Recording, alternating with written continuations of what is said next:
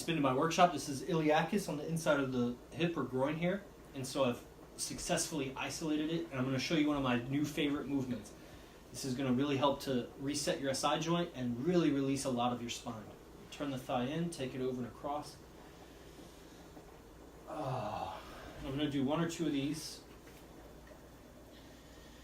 And then when I'm in full extension, then I'll take my far thumb and I'll start on the side of my spine and I'll start tracing. Oh yeah, there's a knot. And I'll breathe into my thumb pressure and I keep pulling my foot towards my head. Oh, it feels so good. And I just feel things releasing lower in the spine. And I'll take it really as low as possible down the side of my pelvis.